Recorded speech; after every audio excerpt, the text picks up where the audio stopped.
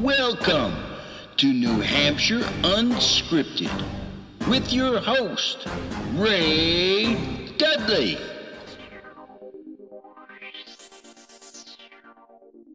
How are you? Good. How are you? You lost power earlier today? We did for like 4 hours or so. Oh, geez. A freak, I don't know if it was a windstorm or what, but I got home and everything, the house was freezing cold. And oh, gosh. yeah. Welcome to June in New Hampshire. Like, come on. It must have been like a microburst or something. I don't know what the heck is going on. Oh, well, it's funny because I only got your text message about 20 minutes ago asking about the delay. Yeah. So I'm just going to go on and hopefully he's there. And if he's not, then I'll know we delayed. I'm like, is she blowing me off? Because I did. I texted you like hours ago, right? It said, it said 12:59.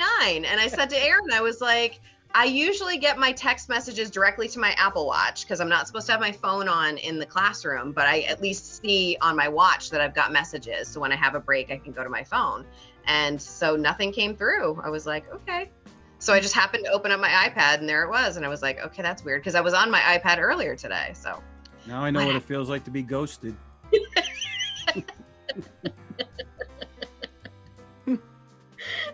Yeah, at my age, it's not a good feeling, I'll tell you. I don't know if it's a good feeling at any age, though. Yeah. Hey, I do want to say thank you, first of all, for doing this.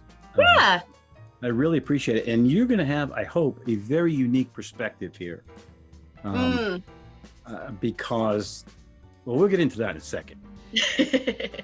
Your path and mine have intersected several times, but we've never done much together. And right. So I don't know much about your background. And if you know anything about the podcast, I really tried to get that out. And I like to learn about people. So tell me about your theater background and why you're such an avid theater person and where that hook came from, how long you've been doing it, where you're from. Give me the whole schlemiel. Well, my theater background, I didn't start doing shows or anything until high school. There was no middle school or elementary school drama program at my school. But I had learned to love the theater from about 7 years old when my dad's cousin went on Broadway as Jean Valjean. What? And yeah, and he was Colm Wilkinson's understudy. And he was the Valjean in the first national tour. And so I was too young. I was too young at the time to see it. My parents were these nuggets. Yeah. Yep. So I got to see, I didn't get to see Les Mis on stage until I was 12. By then I knew all the music backwards and forwards and my parents couldn't resist it anymore. They were not too keen on me singing Lovely Ladies when I was 7, but at 12 it was a little different. So they should have seen that hook early. Yep. So he was on Broadway. He did the national tour of Les Mis. He was in Los Angeles for a number of years doing it, and then he ended up playing. He was the Phantom for a while. He was in the revival of Annie as Daddy Warbucks. He was in Man of La Mancha. Oh yeah. He traveled the country doing it, and he also did Broadway and at Los Angeles. So the theater bug was early. It was That's very, incredible. Very yep. Yeah. So it's been nice. He's come up to the Hat Box a couple of times because he, when he retired, he had some health issues, so it forced him to retire. And so when he retired from theater, I called him up, or I think I Facebook messaged him and said, hey, we've got Barnum coming to the Hat Box, and he was like, I'll be there. And he drove up from Worcester, Mass, and came and saw the show, and then he came over to my parents' house for lunch and told us all kinds of stories. Like he knew Hal Prince, and oh my God. Yeah. So very cool. Very cool. Yeah. That's incredible. He's my dad's first cousin, but I think of him almost like an uncle because he and my dad were are really, really close. So. My goodness. Yeah. So have you been in many shows yourself? Oh, I will not go on stage. You won't? Oh, okay. No. I got my minor in college was theater. And at UNH at the time, I don't know if they still do this now, but whether it's a major or minor, you had to take acting 1. And you had to take history of theater, and I think you had to take stagecraft. Those were the 3 required classes, and then everything else were up to you. So I took acting 1 when I did my year abroad in London, so that no one I knew could see me on stage, because I had zero confidence that I could actually do any of it. So, I was like, no, backstage for me. Being in London, I did my study abroad in London, so I did all either English major classes or theater classes. It was amazing. It was incredible to be there. Yeah. So, and actually, I arrived in London on the day that Princess Diana died. So I got to. You're like a walking anthology of. Yep, little like bits of stuff. So I have all kinds of photos from the funeral, because my friends and I went and camped out at Hyde Park. So we have all kinds of pictures that other people don't have, because our pictures were before the family started following the cortege. So it's very, very strange. And then we went to Kensington Park and watched the funeral on the big screen, because they have big screens everywhere. All over the place. Yeah, it was bizarre. It was a very, like, my flight was filled with little me and all my stuff, because I was staying there for a year, and Boston and New York based journalists, because Diana had just passed away. Oh my gosh. So it was very, very strange. It was very strange. So when you were over there, did you step foot on stage to act and find out you didn't like it? Or you've just never... No, I took my acting 1 class, and so we had to, at the end, we had to do a showcase. And so a scene partner and I, she and I did a couple scenes from the female version of The Odd Couple. And I was a ball of anxiety the entire time. And I'm fairly certain I blocked it out immediately. So I knew from then on. I only ever auditioned for 1 show in high school, and I was so thankful that Andrew did not cast me. Because it was just not my thing. Which is funny, because of course I get up in front of, 80 middle schoolers every single day, all the time, doing my own little dog and pony show. And that's different for me somehow, but they can't fight back, hardly. So they can't fight back. And I don't necessarily have to memorize anything. Excellent point. Excellent I point. can sort of improv my way through it. I've been doing it long enough now that I can change gears if I have to. So you have then been in the New Hampshire theater scene for quite a while, right? Yeah, I was in, Andrew Pinard was my first director. I was one of his students when he taught at Pembroke Academy, when he taught theater there. And so I started with him when I was a freshman in high school, and did, the first year he was there, he was kind of restarting the theater program. So I think we only did 2 or 3 shows that first year. And then by the time I was a senior, we were doing, I think, 5 shows a year, usually like 3 main stages. And then we would do a festival piece and, back it up with something else a little bit longer. So we kind of we did a pretty intensive, but, luckily at the time the school was flexible enough that you could get credit for doing certain things. So I got credit for stage managing a show. I got credit for directing. I did my senior year, I directed our festival piece. So I got credit for doing that. We never did it. We never did festival as a competitive thing. It was always just an experience of doing something. Sure. It was one of those things that was like, well, it was my first chance at directing. I picked a script that didn't cost us anything. That was the only rule that Andrew gave me, was that it had to cost us nothing to put it on. No fundraisers. No fundraisers, no royalties. So I had found this little tiny script by a British mystery author that she had written. It was a 1-act, like 1930s, very British mystery. And so we got to have fun with costumes and things like that. And, it was fun. It was a good group of people. And, I enjoyed doing the festival stuff just because it was different. Keeping everything to it's such a timed, well-oiled machine by the time you get to festival, it's a little stressful, but I enjoyed it. I think I stage managed my first festival piece my sophomore year. Was it the kind of festival where you have so many minutes to prep, so many minutes to perform, and then so many to get off? Yeah, I think it was a total of 45 minutes. So everything was, pretty tight, one acts. And if you had a piece that was longer to set up, then you had less time to actually perform it. Yeah. So my sophomore year, we did a piece that Andrew adapted from a John Collier short story called Evening Primrose. And it was super tech heavy. We had moving set pieces and we had all kinds of sound effects and stuff like that. But it was a weird piece because that's what festival gives you the chance to be a little experimental. Yeah, and I remember, and I remember one of the adjudicators was sitting right in front of me, and I'm on the headset like talking everybody through all the moving pieces. And afterwards, that person came up to me and said, "I can't believe A, you're a sophomore, and B, that you guys just did that in 45 minutes." Because it just required a lot of like, okay, group A, you have to go now because group B is going to be in 30 seconds, you know, and the walls had to move and they had to move in a certain orientation to actually work because the actors had to walk between them. And yeah, it was crazy, but. And those adjudicators, they'll let you know if something doesn't go right. Oh, absolutely. They're not soft on their opinion, I'll tell you. Yeah.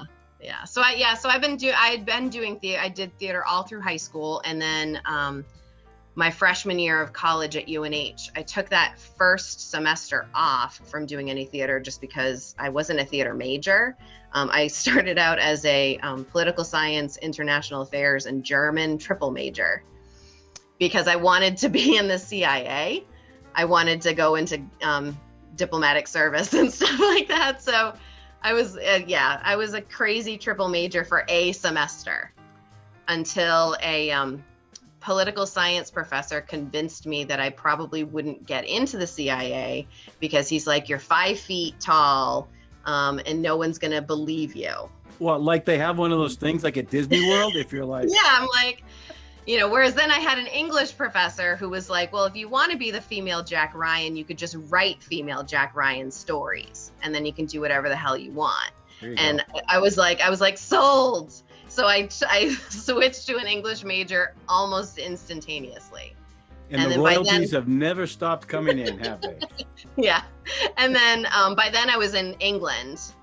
So I started doing the theater stuff over there when I was in England. So when I came back as a junior, I just had to take, I think history of theater and stagecraft were the 2 required ones that I had to take to finish my minor.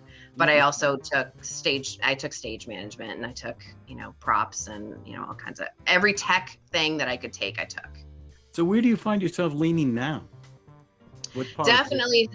Definitely stage managing. Since the Hatbox opened, I have stage managed, I think 21 productions. Really? Yeah, since the Hatbox opened. And I production managed, I think 5 or 6. So I think I'm almost at 30. I'm very close to 30 productions. Can't be many people that beat that, right? I mean, I don't know. I think my husband might be close. He's in he's been in that many, but I don't think he's been in that many, but. So of all the stuff you've stage managed, and we'll get to 7 days here in a minute. Tell Aaron, we'll get to it, I promise. Which have you found to be the most intriguing and the most difficult that they've tried to put on there? Oh, I think. I mean, 1776 was a huge crowd. 1776 was a huge cast. And that was, I remember they were getting ready in the dressing rooms, in the back room, in the back hallway. It was a sea of people all the time. And for folks who don't know, that all of those areas you just mentioned probably hold about 5 people. Yes, comfortably about 5 people. Yeah, so I think 1776 probably because they also didn't have a small set. They had the entire, congressional that room, Continental Congress room with all the chairs and all so I think that was probably the kind of craziest setup that I've ever seen for a piece in such a small venue. It was pretty aggressive to do that. Yeah, very aggressive. I mean, I enjoyed it, but I like that show. I love the music and everything. So I would say that was probably I was not involved with that one. I think probably the most complicated one that I've been involved in might have been Spelling Bee. Was interesting because you have that element of improv associated with also the singing. And Spelling Bee was actually my return to musicals. I hadn't done a musical in 20 years or something like that. So that one was a reminder for me of why I don't do musicals very often. And then of course I've done I did Into the Woods last summer. That was a really, really good experience. And I did Puffs up at the Colonial last year with Brian, which was also an incredible experience because it's a very different venue. Definitely. Yeah. One of the more rewarding pieces I've done was Greg Gaskell's Ray of Light. It was a one weekend, one woman show with Carrie L. And is that where she wakes up, she starts to show up drunk on the couch? Yep. And that was actually the first show that Carrie L and I ever did together. Kidding. Yeah. And that was probably one of the most rewarding experiences just because I got to see it from the ground up. When I started working with them, Greg hadn't finished writing Act 2 yet. Oh my God. So, seeing it kind of come alive with the two of them was incredible. It was absolutely incredible. I had forgotten that Carrie L, that was a one-woman show. I don't know why I went to see it, but I did. And I thought, who is this woman? Where did she come from? And then, so she's done it. Deirdre's done it. There aren't many people who have done one-woman shows. One woman, yeah. It's a challenge. And to Emily do a one. Carell comes close, but hers wasn't. Yeah, because she did Mary and Me. When she traveled with that one for a while. Yeah. I would say, honestly, one of the ones I'm most proud of, there's two that I'm really, really proud of, other than Ray of Light, just because seeing it go from literally nothing to this piece was amazing. QCI, you got to stick that in there, QCI. QCI, of course, I always enjoy going to QCI. Of course you do. Of course. I'm a little biased there. But I would say Background Check, which was another Gaskell comedy. It was my first experience working with Gary Locke as a director. And I'd worked with Gary before. He was an actor in Twelfth Night and Macbeth and things like that. So I'd worked with him before, but I hadn't worked with him as a director yet. And that was just every single day was a joyful experience. It was just so much fun. It was a great group of people. But the one I'm doing, yeah, that was. Is that where Aaron had the hair on his chest? Is that the? No, that was he's yelling from the living room. That was 8x8. No, okay. Background Check was the one where Aaron was the concierge with the really funny accent. Yes, that was Background Check. That was hysterical. I remember that. That was just hysterical, and that process was a lot of fun. But actually, the one that is most incredibly special right now is what I'm doing now. Virginia Woolf has got to be. You gotta go see that. I saw it last weekend. Did you tell? He's already seen it, honey. Yeah. Yeah, Virginia Woolf has been, the read through, Gary and I just kept making eyes at each other going, this could go up tomorrow and be incredible. Yeah. And, it's just been tremendous. Everybody has brought their game the entire time. I was talking to Brian Halpern today, and I said, unfortunately, the cast was wonderful. But unfortunately, Emily, right? Emily? Yep, Emily Carell. Yep. Yeah. Was on the role, she was underutilized. She's such a deep and wonderful actress, and the script just didn't give her all that much to do. Yeah. I think it's Albie's one flub of that script is that Honey is literally a blank slate, and I haven't read the other version because apparently there's another version of the script that gives Honey more material, and she and George apparently have a scene together in this other version, but you're not allowed to perform that version anymore. Really? You can only do the definitive edition, which is the one that we have. Yeah. I think that's the one downside is, that character could be much more. I think Emily has brought an incredible amount to it. Yeah. Just because there's so little actually provided. Yeah. I was watching her during certain parts, and she just does these little things that, and I was sitting on the side, so I was like facing her at certain times. Yeah. And this little thing, like when she's falling asleep on the chair, the way she subtly does it, it was so cute, but it worked. You could tell she actually put effort into falling. Yeah. It wasn't like, oh, I'm supposed to fall asleep, Yep. Yeah. Oh, they're all four of them are just consummate actors, and like to watch them. And it's one of the things I love about stage managing, is being able to see people go through their process and how everyone has a slightly different process. Yeah. And to see all of them really working with these characters and working with each other, has been incredible. It was such a raw, visceral cat and mouse game. It was just at times crude and vicious. Yep. It's dark. I mean, there's no other way around it. Dark. Yeah, it is. It's dark.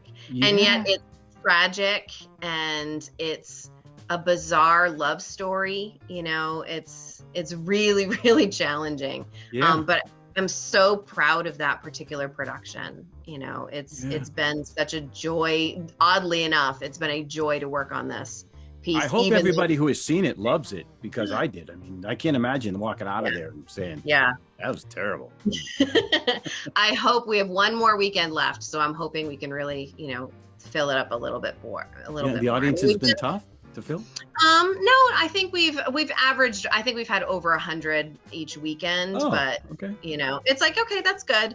But this is one of those pieces that I'm like, this is lightning in a bottle. This is not going to happen again. Yeah. Getting these four people on that beautiful set in such an intimate space is not going to happen again. Yeah. In a classic play. I mean, an American classic play. Jeez. Yeah. Kudos to Alex for pushing to get that done, because I just don't think there are enough classics really done. Good ones. Everybody's into trying to save money, so they like to do Shakespeare because they don't have to pay any royalties. So they do 9 different versions of Shakespeare: contemporary, rap, thug, whatever they can come up with. But there's such a great wealth of true drama and theater out there. It just, and that's a beautiful theater for it. That's exactly where that should be.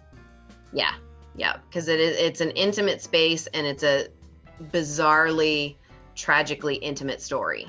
So it works. Yes. It made me very glad I don't know those people. Yes, definitely. So happy they're not my neighbors. So tell Aaron we're moving on. And, so give me, first of all, your overall perspective of how you think the 7 days went. I think they went beyond my expectations. Yeah. It was one of those things that, of course, the timing of it was weird because, we'd only gotten married a few weeks before, and it was like, okay, we were in multiple different projects. I was in the middle of rehearsing for Virginia Woolf, and then took the week off for the 7 days. And then I was going to go back to Virginia Woolf and go back into a tech week for Virginia Woolf. So it was like I had 2 tech weeks in a row, because the 7 days was a tech week. I mean, it was a tech week.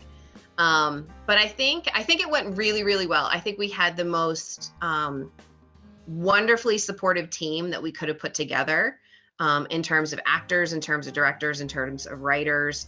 Greg Parker doing all the tech. He was like, if you need me there, I'll take care of that. And when I couldn't be at Virginia Woolf rehearsal, he went over to Virginia Woolf rehearsal for me. And, they just kind of, so I think we put together, and Aaron actually put together the most incredible team. He gets all of the credit for that.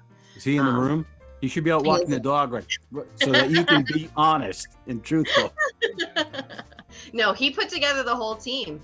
And it was one of those things, like every couple of days he'd be like, oh, I heard back from so-and-so, they're in. And I'd be like, really? Okay. This is great. Really? There's people like, who like you? Oh, everybody loves him. But I know. It's hard with, the schedule that we had to create. I was concerned that people were just not going to be able to make that kind of a schedule work. Yeah. And for us, one of the biggest hurdles, we were actually talking about it at dinner tonight, because we're already planning next year's, is the one of the biggest hurdles was rehearsal space. And in order to have 4 shows be able to rehearse every single day, we needed to have at least 2 rehearsal spaces. Yeah. And, luckily Presidential Oaks has worked out to a degree, but they're a business that has people living there, so it's like we have to be respectful of the fact that, we're using their space and thankful for that and cognizant of that. I hadn't thought about that, because had the writers written something with this wailing or screaming, or wailing, screaming, massive, sound effects that had to be rehearsed from day one, that would have been really, really challenging. So yeah, having the 2 rehearsal spaces in the same building was awesome, because originally we were like, okay, if we can't get 2 spaces at Presidential Oaks, maybe we could get, because the Hatbox was still paying the rent on the shack, but there's not a whole lot in there anymore, and security wanders through in and out. And I was like, but maybe we could make the shack work.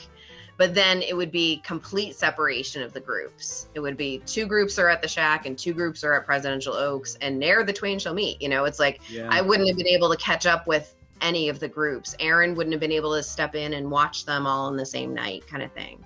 So having Presidential Oaks as a rehearsal space was very helpful. I'm not sure if we're going to be able to do that again next year. That would depend on their schedule. Mm-hmm. If they need to use that space, or any of those spaces, obviously they get priority. So I saw the gas station down the street seemed to have a lot of space there. Yeah.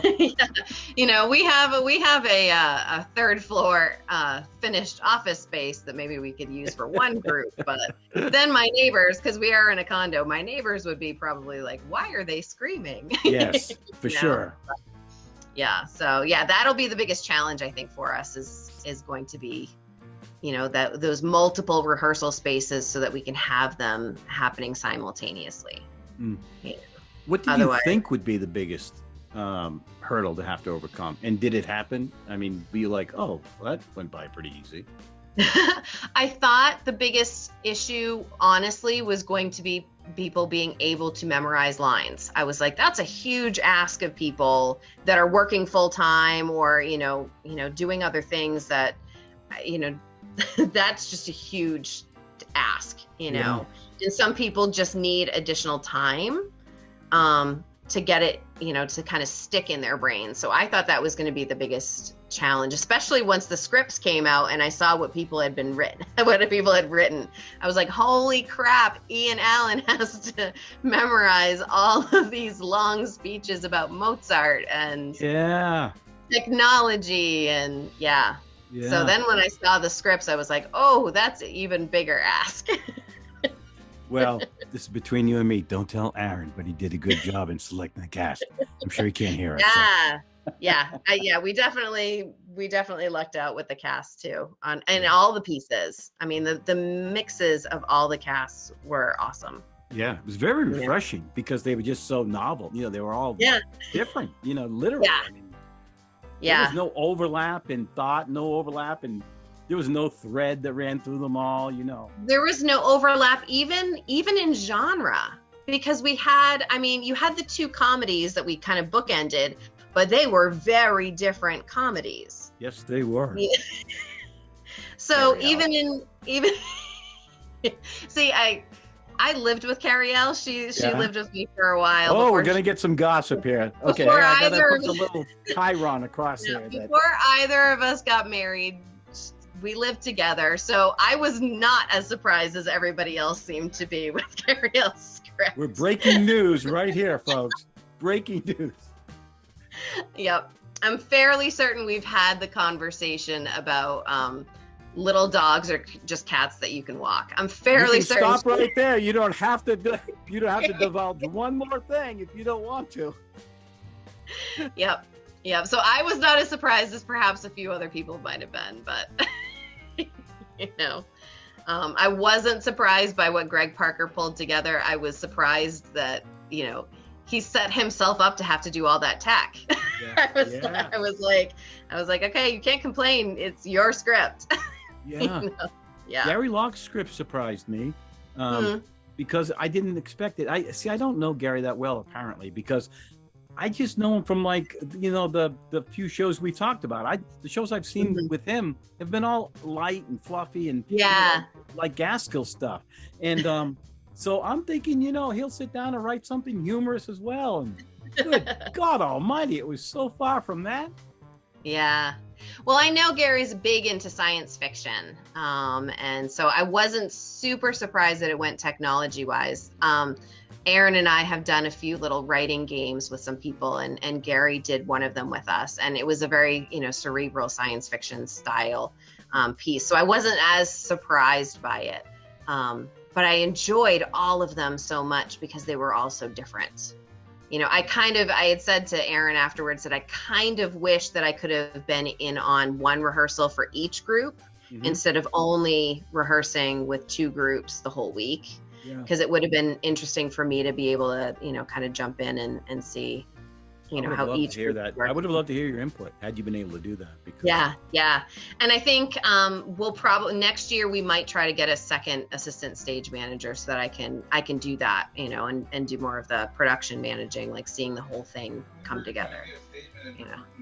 Or a separate Aaron's jumping in, or a separate. He should be out walking the dog or getting a smoke. Don't you have to smoke somewhere, buddy? He does not smoke. Yeah, so if we could get a stage manager for each show, that would be incredible. That would be a great opportunity. You'll need a bigger budget. Yeah, you'll need a budget. Yeah, a budget. Yeah, it would, it was a challenge for me just because it made for some very long nights, I was there at 5:45 until after 10 every night for the whole week. Lock up, right? Yeah, exactly. Lock up and double check that everybody had everything that they needed. And then I got home and had to do the rehearsal reports, for the two pieces that I was doing. So wow. He's so demanding. So I'm like, if we could, get other people next time, that might help a little bit. But So at the beginning of the process, were you eager? Were you nervous? Before everything happened, like the day we're all getting together that Saturday. How are you feeling? Are you like, I don't know how this is going to go, or, I could go take a nap. I feel pretty good, or what's happening? I felt pretty good on the Saturday morning. I was actually a little nervous earlier that week when we hadn't finalized the props. We hadn't finalized. Aaron was the one who came up with the one line of dialogue. Hang on. I need to talk about the props here for a second. They were all from my basement. They all came from my basement. I was talking with Jennifer, and I said, one thing I hadn't asked Aaron was, where did those come from? And we're pretty sure you guys have a bag that was going to Goodwill that you thought, we might get one more use out of this stuff. One more use. Actually, everything was from my basement. We have a storage room in one half of our basement that it was like, literally, I was like, well, let's see what we have down there. I'm like, I'm sure I've got some garden gnomes and things like that, because I moved from a bigger house into our condo. So I was like, we got some stuff in the basement. We'll just see what we've got. And Aaron picked out the teddy bear almost immediately. Huh. And he says that I would have picked out the teddy bear eventually anyway, but I don't know if I would have necessarily. But the teddy bear was sitting in a corner of all kinds of stuffed animals. So, but he was definitely the biggest one. So picked out the teddy. Any idea how that was going to end up? That was crazy. No idea. I had a sense when Greg picked up the teddy bear and said, now I have a 3-person play. That was the first thing he said. I was like, okay. I had no inkling at all that it was going to be a, smoking teddy bear. I had like where that came from. No idea. Looking back, I'm glad Carrie L didn't end up with the teddy bear because I don't know. I'm not sure where that would have gone. Yeah. Yeah. So yeah, it was one of those, like, I have a corner of sports equipment. And so I had tennis rackets hanging there and the tennis balls. And I was like, oh, well, that might work for someone, and then the scarf, actually the scarf came from my closet. It's one of mine. And I was like, I have a Japanese silk scarf. So that would be something different and something unusual if people wanted a scarf. What were the other ones? I have this sombrero I can use. I wonder what they would do with a sombrero. That was an old hat that I used to wear when I had to mow my lawn. You were at my old house. That's where we filmed the 48 that year. And that yard was ridiculous. So I had to have the big hat. So that was an old hat that I had from my lawn mowing days. Now I'm in a condo, so I don't have to mow my lawn anymore. Somebody else. Who would have thought someone would have given birth to it? Yeah, that was not where I thought that was going to go. So we had the teddy bear, we had the tennis balls, we had the hat. Oh, and the saxophone was actually, oddly enough, it was in a pile of stuff that should not have been moved to my condo. It was stuff that had been left by my ex-husband when he moved out of my house years and years and years ago. But people just, like, when I moved, they just gathered everything from the attic. So it ended up in the basement. And I was like, I've got this rusty old saxophone that, I was like, we can open it. It's still a saxophone, but it literally, like, the bell is rusted off and everything. I'm like, so it's not playable, but, it might be something interesting.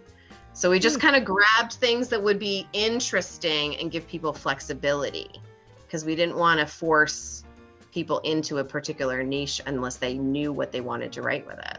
It's funny how the mind works, right? All of those objects, they appeared in ways mostly that you would not have thought of them. Exactly. Which is really quite a feat when you think about it. Yeah, it was like, okay, the tennis balls, she could have chosen the tennis rackets or the tennis balls, or, one or the other or both. And so the fact that she went with the dog toy, I was like, that's a great idea. Yeah. The teddy bear is obviously from left field. The saxophone was just very symbolic, in a really nice way. I know. It was a beautiful image at the end with him kind of clutching the saxophone case, know. Again, I want to say kudos to Ian. She had some heavy lifting to do there. Yeah. Yep. And towards the end when we found out his partner was. Yep. Yeah. And then you had the COVID bubble, and it was like, oh goodness, But luckily, Kelsey she's a tremendous. I've worked with her several times now, and she's tremendously good at everything she does. And she had some beautiful instincts about that show on the day, when we came in for the first read through with her. We literally walked her through the blocking in about 10 minutes. And then it was like, all right, let's see what you can come up with the blocking, because you'll have the script with you. And she just has great instincts. And she brought a level of snark to it that I thought was important, because it gave enough contrast between Ian trying to be more flat as like the, almost robotic, and by adding that level of snark, I think that was good. That I'm sure has something to do with the fact that they're a married couple, and they can do that. You think, Yeah, maybe a little bit. I wouldn't know what that means, Ray. I know.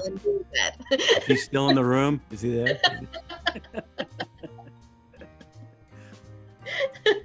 So when the scripts came out, you and Aaron must have maybe looked at each other and thought, what have we done? How is this gonna go? Who cried first? Oh, I don't think either of us cried. I think we were both so in awe of what came out of these people in such a short amount of time. You know, I have never written a play before, but I have an MFA in creative writing. I've just never written a play. I've written other things, but and I am a very fast writer. Once I get an idea, I do tend to, kind of churn it out fairly quickly.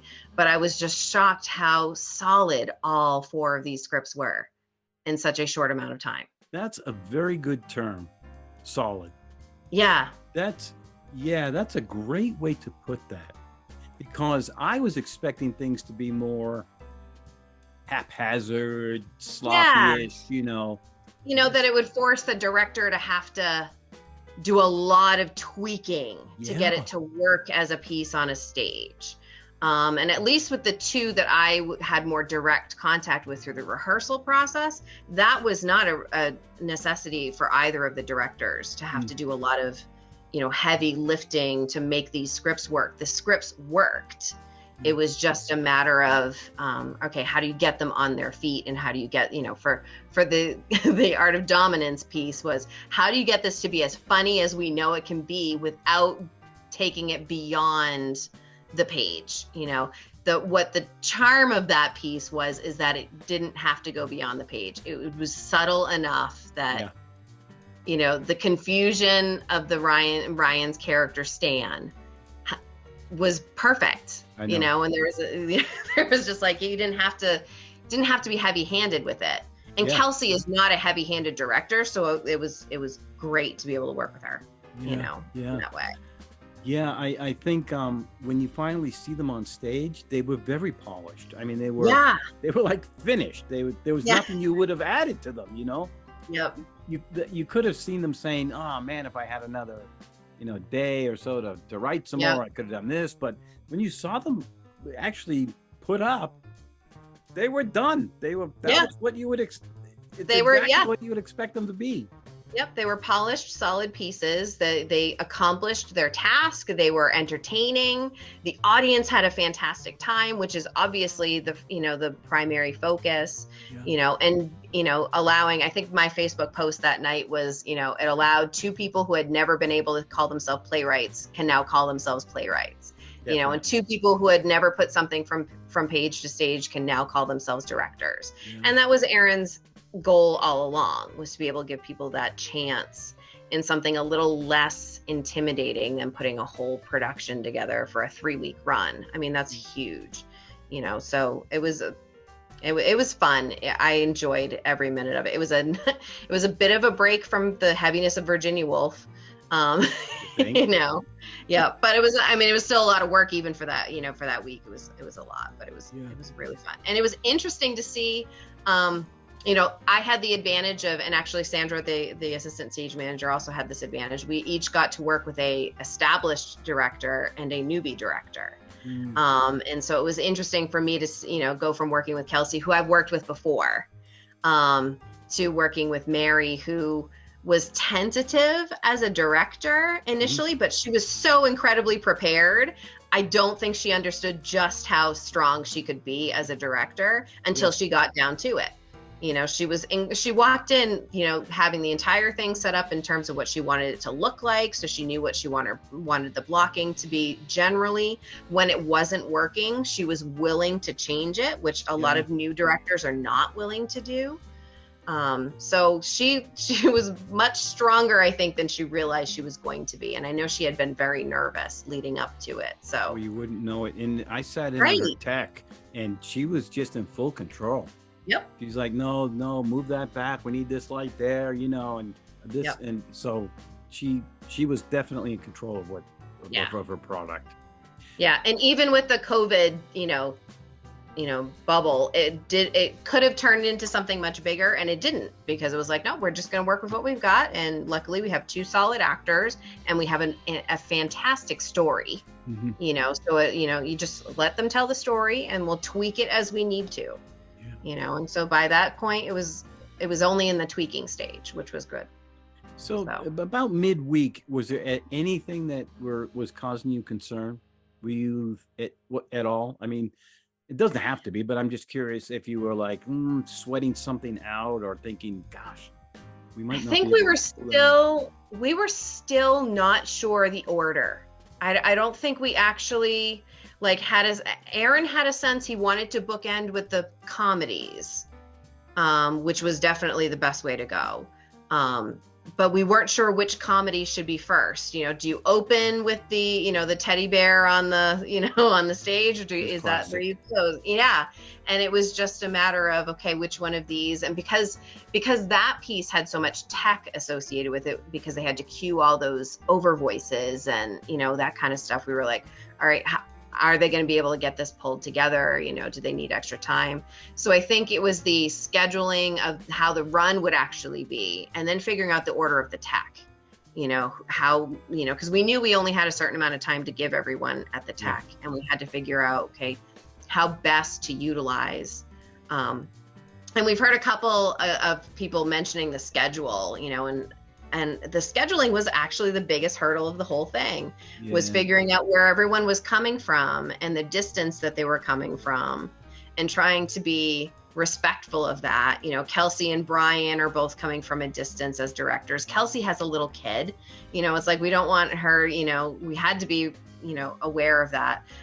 Val had a work schedule, so Val couldn't have done the earlier rehearsal slot. She had to do the later rehearsal slot. So it was just a lot of jumbling and juggling to get all that to work. And then figuring out the tech, it was like, it was a bummer that, you know, the people that were late, we were like, okay, the people that are in rehearsal till 10 o'clock have the 7 a.m. tech. That's going to be a, you know, big bummer. You know, is there any way we can tweak that? So next year, you know, we'll see if we can maybe do an evening performance instead of the matinee. We don't know for certain yet. You know, that'll come along, and, you know, we're happy that we just got selected for the pitch. So now it's like, okay, now we can, you know, learn what we can from this one. And so, and you know, that's interesting. That's one of the things I hadn't thought of, and I hadn't spoken to anybody else about, was the time of the show.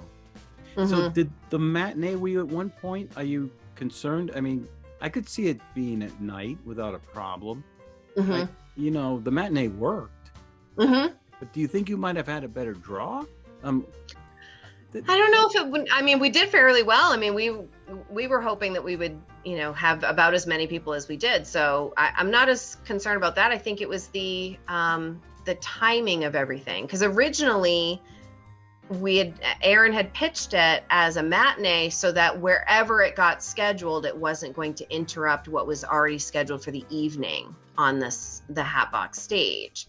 It just happened that the stand-up comedy night for that night got canceled, you know, so yeah, so it was one of those things, like, it was scheduled for a matinee because there was supposed to be an evening performance of something else. So that's why we kind of built the whole thing around the matinee schedule. For next year's, there is nothing that evening. So we're kind of figuring out, okay, would it be better to do an evening? And that might give us a little bit more time for the tech. It might allow people, if they want to see the other performances, you know, they could come in and see the tech, you know, of a couple of the other pieces if they needed to. So, so we'll, you know, take everybody's, you know, schedules into consideration as much as possible, you know. That's the biggest hurdle with something like this, is like there are a lot of moving parts, you know. I can imagine. And even with only, you know, what do we have, 12 actors and, you know, 4 directors, the writers didn't have to be there other than on the initial Saturday, you know, but it was just, okay, how do you get all these actors and all these directors in the same room at the same time, you know, for a week straight? You know, that's Did you talk to the writers afterward? Did you, you heard from them? Did they? I think all of them have submitted the little survey, the little post performance survey. I haven't read a lot of the survey results yet. Aaron's been kind of compiling all of those. Hoarding them. We call them hoarding. Hoarding them. They must be glowing about him. So he's hoarding them. No, I think actually he's being very respectful of the fact that I'm in the middle of another show. We'll see, you know, a week for when Virginia Woolf closes on Sunday, you know, I'll be more able to jump right into other stuff. Is he back from walking the dog? He's like, I should walk her. So you haven't, I was going to ask you then about the feedback. So you haven't personally. I haven't personally had a whole lot of feedback. I've chatted with Carrielle just because I chat with her, fairly frequently. And I think she enjoyed the experience. And for her, because she is a new mom and she's got such a busy life, that I loved that we were able to give her this opportunity to just get that toe back into the theater because she's itching for it, and I was glad that we were able to do that, because she, I don't know why she thought she wasn't a writer. I feel like it's just in her, she's incredible. Well, a comedy anyway. Yeah. And honestly, I feel like, she has a lot of things to say, and I think, if she could give herself that time and that platform to do it, I think she could do tremendous work. Yeah. She was saying with the baby, she does have a lot of like quiet time where she could sit and pounding out some pages. Yeah. As he gets older, I worry that will become less and less until he's in school. Until he's in school, and then give him over to people like me, and then she'll have some of her time back. Yes, she will. So overall, I thought personally it was a wonderful event, and I've said to other people I was honored. After it was done, I felt honored to have been asked and then to participate. I was very fulfilled leaving it, and unlike a lot of shows, and I don't know. Well, there was just something, I don't know really what it was. It's something intangible, but when it was done, I just had this feeling of, I don't know how to describe it. I really can't put my finger on it, but I had completed something in my life that was missing. I mean, it's crazy, but, and I've done a lot, but there was something that fulfilled. So there was some niche that I did not know existed that fulfilled. So that's great. Yeah, I thought it was wonderful. On the day, I was just like so excited, and everybody had such a wonderful time. And it was like I feel there's almost a performance fatigue that creeps in when you get into a show that you've been rehearsing for 6 or 8 weeks, and then you have a multi-week run.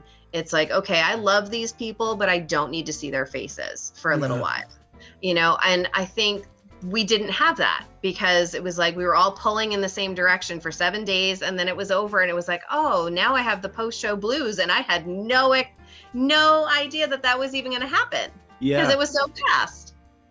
It was like a real post-show blues, and then I jumped right into tech for my other show, so I was like, all right. Some of us didn't have that joy. Yeah. I guess that's all my questions for you. You have a unique perspective coming from the stage manager end of it. Was there anything that you thought was unique to your view of what was going on that no one else has been able to target or speak about? I mean, you saw the props, you saw the people scrambling for costumes or different settings to go along with it. Were there things that you just hadn't been prepared for? I think initially we thought that we had given the writers enough freedom to be able to do what they wanted, but also enough like restrictions, like, okay, this is, we have to be able to work with what we can find in a week, and so we desperately wanted a different table for the Art of Dominance piece and Ian's piece, because we really wanted it to look like a conference table, like a training room table. And we just could not find that, and that was a little disappointing that it was like, okay, it's just a set piece. We can, and the acting, made it work, and the other props made it work, and it was fine. But that was one of those things, like every day I was like searching Facebook Marketplace going, there's got to be a little conference table somewhere. And it just never appeared until actually I got a text message from someone on Thursday of last week saying, hey, are you still looking for a conference table? And I was like, yeah, 3 weeks ago. I think for a lot of people, like people don't think of stage managers necessarily as being in on the process early. You know, I get a lot of directors will contact me. Hey, we've got a show going up in 2 weeks. Will you stage manage it? And I'm like, well, A, you don't want a stage manager. You want you want a wrangler. You're not looking for a stage manager if you're hiring me 2 weeks before the show. But I think, you know, being able to be in from the ground up is such a privilege, you know, and it's one of those things to be able to see everything, and be able to support all the different creatives, you know, in a way that you're still out there and you're still doing all kinds of stuff. And on the day, we didn't know how we were going to do all the transitions, but luckily Sandra and I are like, yep, we're just going to get it done and we'll figure it out and we'll do it, you know, just the two of us. We don't need to have an army of people, you know. And it's just like, okay, we'll get that done. But I think not only seeing it as 4 individual pieces, but also, okay, how is this going to work as a production? How is this going to work so that it's seamless, so that it feels like one piece going into the next? Yes, they're different, but we want it to feel like a day, like an event. Yeah. You know? And that's more the stage manager part of it. It's like, okay, now how are we going to get this to work? You know, and not. You're have also to have lucky there were no special like effects or anything that you know were written in. Nothing yeah, like, well, we we did tell the writers to try to keep that to a minimum, only because we didn't want, you know, Greg Parker literally just had that morning, you know, to be able to pull everything together, and he wasn't going to be able to rehang lights. It was going to be, he's got to work with the lights that we've got there. We don't have time to order other lights. We don't have time to rent other lights. So we've got to work with what the Hatbox has, you know. So we did have those kinds of stipulations with the writers, like, you know, plan on, you know, 20 to 25 minutes, try to keep the set as minimal as possible, you know, make sure the prop is featured. It's not just set dressing. You know, otherwise there's no point in having it, you know. Yeah. So, I mean, that was kind of fun, you know, and the advantage is we didn't have to strike much, you know, because good point. the strike that afternoon was much, much easier. It was like, all right, throw all the rando props in my trunk and we can go home. Pull up the tape and Yeah, really. It was like, all right, there was a ton of spike tape, but that was about it, you know. And everybody kind of brought in their own little bits, like that bench. Brian brought in the bench for your piece, you know. And Sandra was the one. I think Sandra was the one who found the little high chair for the teddy bear. Oh, that's funny. You know, because they realized that it wasn't going to work in a regular chair. They needed something different, so they did their own search to find the high chair. That's you know, because that is not something that the Hatbox had readily available. You know. Yeah, it's like, high chairs, huh? Yeah. We don't have a whole lot of storage in the Hatbox. Well, Andrew's a magician, though. Couldn't he just like conjure something up and? You know? I don't know. I honestly don't know if he had any idea what to expect from the day either. You know, I think he was pleasantly surprised too. Oh, you know, good. he knew the casts we had been able to kind of put together was excellent. I was like, this is, you know, a dream team cast, you know, dream directors. You know, it was one of those things. I'm like, this is awesome. This is incredible. But I don't even know if Andrew had any sense of what it was going to, you know, end up looking like. And he's done all kinds of stuff. I know. You know. So. It'd be very interesting to see how next year's turns out. I mean, I don't want to like, you know, knock on wood here. You know, now you've set a standard, and so it'll be very interesting to see how it matches up with this year. You know. Yeah, I think someone had mentioned in one of the previous podcasts about the recording. We did try. We did try. Yes, we tried, and the memory card in the recorder was full, and so it was just one of those things. We have a setup already at the Hatbox. You just put the SD card in, hit record, and whoever used it last had not cleared it off. So we tried. We tried. Yep. And unfortunately, you don't know that until you hit the record. It doesn't tell you that it's already full. So that's heartbreaking. Yeah, it is heartbreaking. But I was like, I need to make sure I mention that to somebody so that they know we did try. Yeah. it's kind of something someone should let the stage manager know, you know. Yep, because we were in the booth. Andrew and I were in the booth trying to get it to work, and there were 2 memory cards, and both of them said card full. Man. Yeah. So I was like, okay, this is meant to be lightning in a bottle that will, you know, someone else is going to have to just take these pieces and do them again. Jeez. That's incredible. That's too bad. That's really sad. Yeah, it is. I'm glad to know at least you tried. Yes, we did. Yeah. Okay, I've kept you long enough. I'm sure there's somebody in the background who's waiting to be with you. Well, the dog is sleeping on the couch, so. Okay. All right. She's all set. Tell him I said thank you, by the way, for a lunchtime pizza that day. I appreciate that. Of course.